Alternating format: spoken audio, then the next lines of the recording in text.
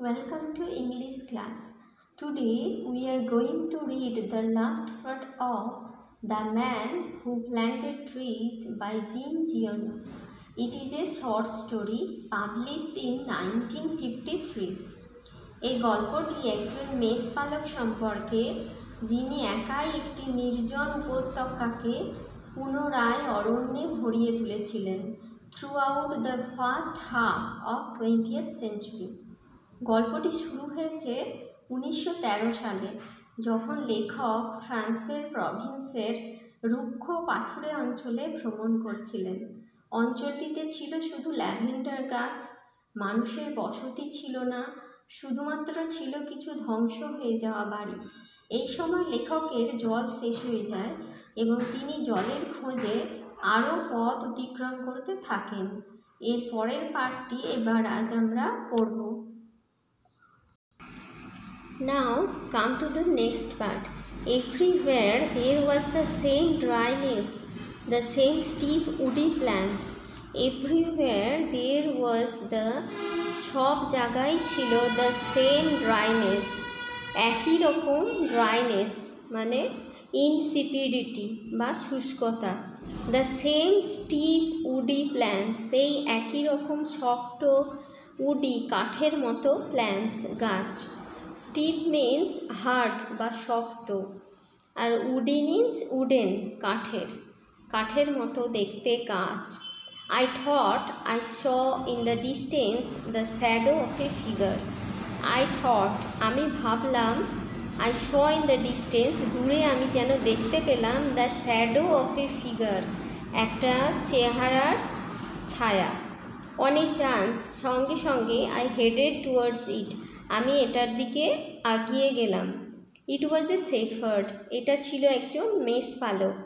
Who is a shepherd?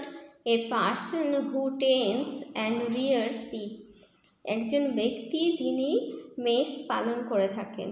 30 lambs or so were resting near him, 30টার মতো মেষ শাবক resting near হিম, তার কাছে বিশ্রাম নিচ্ছিল। on the scorching ground, scorching means burning or very hot, রোদে গরম হয়ে যাওয়া মাটিতে তারা বিশ্রাম করছিল। Now the next line, he gave me a drink and a little later he led me to his shepherd's cottage. He gave me a drink, সে আমাকে একটা পানীয় দিল, and a little later এবং তারপরে he led me to his shepherd's cottage, আমাকে নিয়ে গেল তার সেই মেষপালকের কটেজ বা কুটিরে। He shared his soup with me, সে তার স্যুপটা আমাকে খেতে দিল। It had been agreed, এটা একমত হলো immediately সঙ্গে সঙ্গে that যে I would pass the night there, আমি রাতটা সেখানে কাটাবো। The closest village being still more than a day and a half further on, the closest village সব থেকে কাছের গ্রামটা যেহেতু 1.5 দিনের পথ ছিল, অর্থাৎ পরবর্তী গ্রামে পৌঁছতে যেহেতু 1.5 দিন টাইম লাগে, তাই আমি ঠিক করলাম রাতটা আমি এই মেষপালকের কুটিরেই কাটাবো।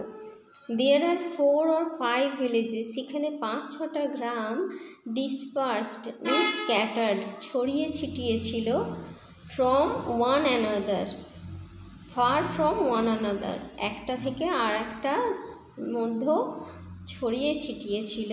On the flanks, flanks means sides, of the hills in this area, এই এলাকাতে পাহাড়ের ধারে ধারে গ্রামগুলো একে অপরের থেকে ছড়িয়ে ছিটিয়ে ছিল, এরকম প্রায় 4-5টা গ্রাম ছিল। They are inhabited by woodcutters, এবং এই গ্রামগুলোতে বাস করত কাঠুরেরা। হু মেক চারকোল, যারা সিন্ডার বা কাঠ কয়লা তৈরি করত, তাদের প্রফেশন ছিল to make charcoal.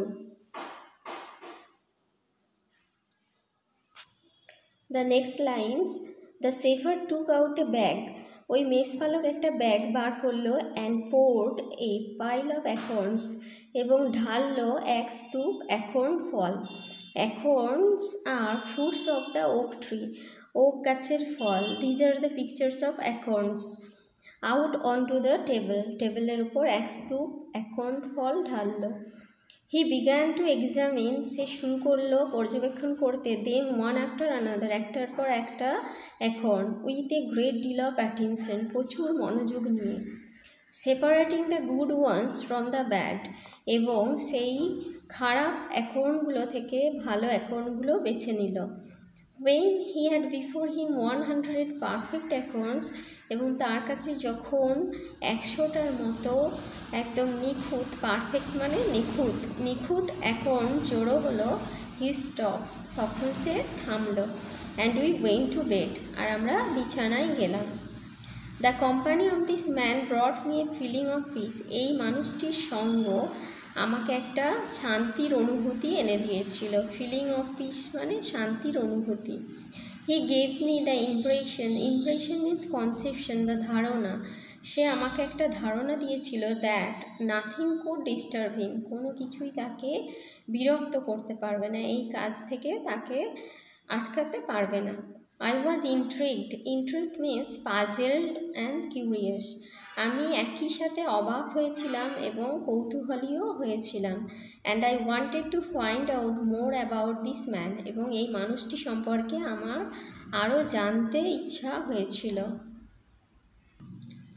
Next lines, before going out the next day, পরের দিন বের হওয়ার আগে, হি সোকড, তিনি ভিজিয়ে দিলেন, in a bucket of water, এক বালতি জলে, দ্য অ্যাকর্নস, অ্যাকর্ন ফলগুলিকে, that he had so carefully chosen, যেগুলোকে তিনি এত যত্ন সহকারে বেছেছেন, অ্যান্ড কাউন্টেড, এবং গণেছেন।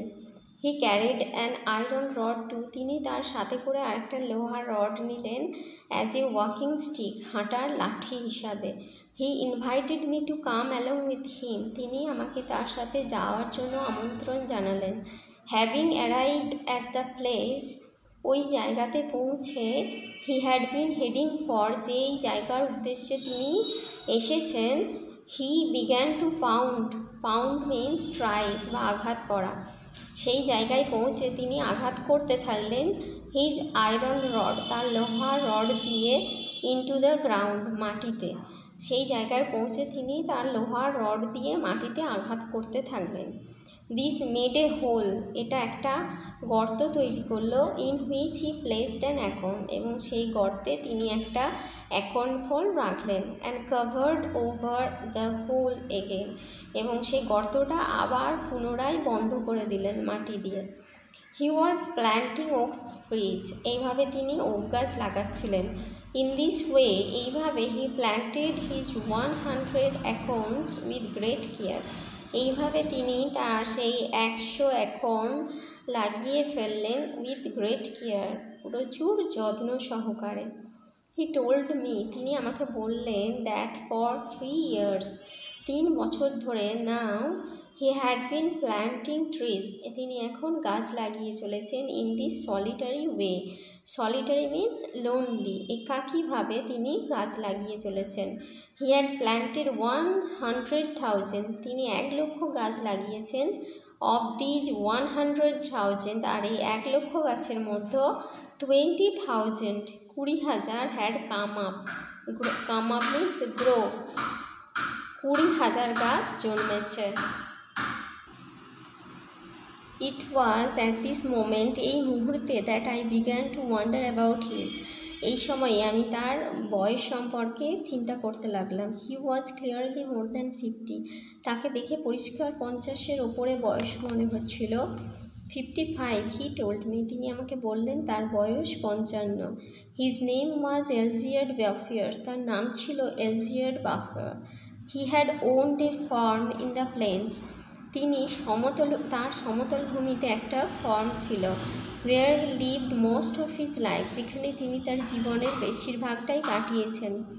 হি had lost his only son, তিনি তার একমাত্র ছেলেকে হারিয়েছেন। অ্যান্ড দেন হিজ ওয়াইফ, এবং তারপর তার স্ত্রীকে। He had retired into this solitude, তিনি এই নির্জন ভূমিতে, সলিটিউড মিনস ডেজোলেশন, এই নির্জনতায় তিনি অবসর নিয়েছেন। where it took pleasure in living slowly, এবং যেখানে তিনি এই ধীর গতির জীবনযাত্রায় পছন্দ করেন, with his flock of sheep, তার মেষপাল এবং and his dog, এবং তার কুকুর নিয়ে বসবাস করতে।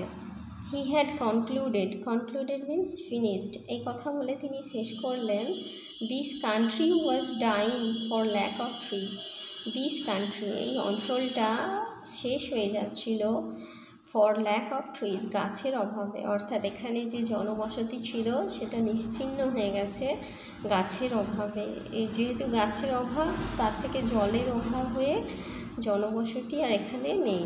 He added that having nothing more important to do, তিনি আরও যোগ করলেন যে যেহেতু তার কাছে আর কোনো গুরুত্বপূর্ণ কাজ ছিল না, he had resolve means determine, সংকল্প করা, তিনি সংকল্প করলেন টু রেমেডি, টু রিকভার বা আরোগ্য করতে, দ্য সিচুয়েশন, এই অবস্থাটার নিরাময় করতে। He parted the next day, parted means separated, পরের দিন তিনি সেখান থেকে চলে গেলেন। The next year the war came, পরের বছর যুদ্ধ শুরু হলো। ইন হুইচ, যাতে আই ওয়াজ এনগেজড, আমি যুক্ত ছিলাম ফর 5 years, 5 বছর ধরে, এবং পরের বছর যুদ্ধ শুরু হলো এবং সেই যুদ্ধে আমি 5 বছর যুক্ত ছিলাম, অর্থাৎ এখানে ফার্স্ট ওয়ার্ল্ড ওয়ারের কথা বলা হচ্ছে।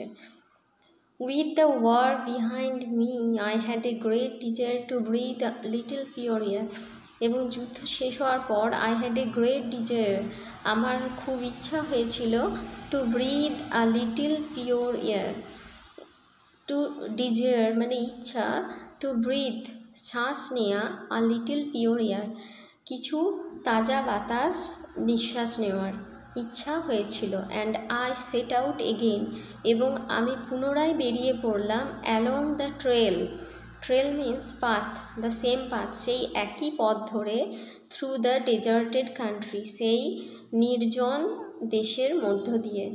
The land had not change, এবং ওই জায়গাটা কোনো পরিবর্তন হয়নি। Ever since the day before, এমনকি আগের দিন পর্যন্ত, I had been thinking about the shepherd, আমি সেই মেষপালকের কথাই ভাবছিলাম, হু প্ল্যান্টেড ট্রিজ, যিনি গাছ লাগিয়েছিলেন। 10,000 oaks, 10,000 oak, I had said to myself, আমি নিজেকে বললাম, must really take up a lot of space, take up মানে নেওয়া, নিশ্চয়ই নেবে অনেকটা জায়গা, অর্থাৎ 10,000 ওক নিশ্চয়ই অনেকটা জায়গা দখল করে নিয়েছে। বর্ণনাকারী ফার্স্ট ওয়ার্ল্ড ওয়ারে যুদ্ধ করছিলেন এবং 1920 সালে তিনি সেল শকড, অর্থাৎ যুদ্ধে আঘাতপ্রাপ্ত হয়ে, মানসিকভাবে আঘাতপ্রাপ্ত হয়ে, অ্যান্ড বিং ডিপ্রেসড, এবং তিনি যেহেতু অবসাদে ভুগছিলেন যুদ্ধের পর, তিনি এই জায়গায় এসেছিলেন। He makes a full recovery in peace and beauty of the regrowing valley, এখানে যে পুনরায় জন্মানো গাছের যে উপত্যকা, সেইখানে তিনি সেই শান্তির মধ্যে পুনরায় সুস্থ হয়ে উঠেছিলেন। এবং মিস্টার বাফিয়ার, এবং ওই এলাকাতে তিনি প্রতি বছর তারপর থেকে ভিজিটে আসতেন। When I met Elgierd Buffier this time, আর যখন এইবার আমি এলজিয়ার্ড বাফিয়ারকে দেখা করলাম, আমি দেখলাম that the war had not disturbed him at all, এই যুদ্ধ তাকে এক বিন্দুও বিরক্ত করেনি। He had continued with his planting, সে তার গাছ লাগিয়েই চলছিল। The oaks of 1910 were now 10 years old, 1910 সালের লাগানো গাছগুলোর বয়স এখন 10 বছর। And were taller than me and than him, এবং আমার এবং এলজিয়ার্ড বাফিয়ারের থেকে এখন সেই গাছগুলো লম্বা। The scene was impressive, impressive means captivating, এই দৃশ্যটা ছিল চমৎকার। আই ওয়াজ অ্যাকচুয়ালি স্পিচলেস, আমি প্রকৃতপক্ষে নির্বাক হয়ে গিয়েছিলাম। And we passed the whole day in silence, আর আমরা সারা দিনটা কাটিয়েছিলাম নীরবতায়। Walking throughout the forest, এই অরণ্যের মধ্য দিয়ে হেঁটে। ইট ওয়াজ ইন 3 sections, এটা ছিল 3 ভাগে বিভক্ত। 11 কিলোমিটার্স লং ওভারঅল, মোটের ওপর 11 কিলোমিটার লম্বা। অ্যাট ইটস ওয়াইডেস্ট পয়েন্ট, এবং যেখানটা সব থেকে বেশি চওড়া 3 কিলোমিটার্স ওয়াইড, সেখানটা ছিল 3 কিলোমিটারের মতো।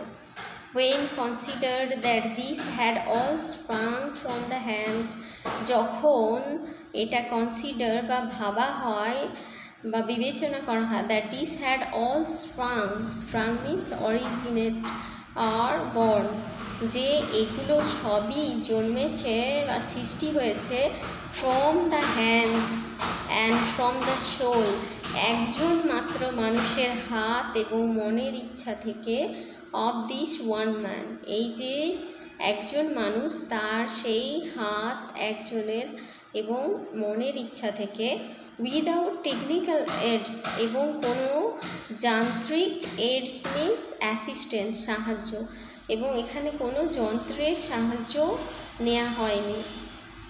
It struck me that man could be as effective as God in domains other than destruction. এই ঘটনাটাই আমার মনে আঁচড় কেটে দেয় যে man could be as effective, মানুষ হতে পারে সমানই ফলপ্রসূ, অ্যাজ গড, ভগবানের মতো, ইন ডোমেন্স মিন্স ফিল্ড বা কার্যক্ষেত্র, বিশেষ বিশেষ কার্যক্ষেত্রে মানুষ ভগবানের মতোই ফলপ্রসূ হতে পারে, আদার দ্যান ডিস্ট্রাকশন বা ধ্বংস ছাড়া। ধ্বংস মানুষের সৃষ্টি এবং অবাক করা একটা সৃষ্টি, কিন্তু ধ্বংস ছাড়া এই যে এই কার্যক্ষেত্র, এটা ভগবানের কাজের সমানই তুল্য। এই সময় ফার্স্ট ওয়ার্ল্ড ওয়ার চলছিল, এই যুদ্ধ মানুষের তৈরি, কিন্তু এটা ছিল ধ্বংসাত্মক। তাই এই বিশেষ কার্যক্ষেত্র অর্থাৎ এলজিয়েড ওয়ারফেয়ার যে কাজটা করেছেন, সেখানে মানুষ দেবতার মতোই ফলপ্রসূ হয়েছে। 4 দশকের বেশি সময় ধরে মিস্টার বাফিয়ার গাছ লাগিয়েছিলেন এবং এটি 10,000 মানুষের বসবাসযোগ্য করে তুলেছিলেন, এবং এই গল্পটি লেখক তার এক গভর্নমেন্ট ফরেস্টারকে বলছিলেন, যিনি এই জঙ্গলটিকে রক্ষাও করেছিলেন। গল্পটি পড়ে অনেকেরই মনে হয়েছিল এলজিয়েড বাফিয়ার ওয়াজ এ জেনুইন হিস্টোরিক্যাল ফিগার, অর্থাৎ সত্যিকারের চরিত্র, এবং ন্যারেটর হলেন জিন জিওনো নিজেই। কিন্তু পরবর্তী ক্ষেত্রে লেখক স্বীকার করেছেন যে এলজিয়েড বাফিয়ার ফিকশনাল ফিগার, অর্থাৎ কাল্পনিক ব্যক্তি, এবং লেখক লেখাটির জন্য গর্ববোধ করেন যেহেতু এটি বহু ভাষায় অনুবাদ করা হয়েছিল এবং বিনামূল্যে বইটি ডিস্ট্রিবিউট করা হয়েছিল। To make planting trees likeable, অর্থাৎ গাছ লাগানোকে পছন্দের জিনিস করে তোলার জন্য, মানুষের মধ্যে একটা পছন্দের জিনিস যাতে হয়, সেই চেষ্টাই লেখক করেছেন এই লেখার মধ্য দিয়ে। এবং আমরা আজ জানি এই গাছ লাগানোই পৃথিবীকে তথা মানব সমাজকে রক্ষা করার জন্য সবচেয়ে প্রয়োজনীয়।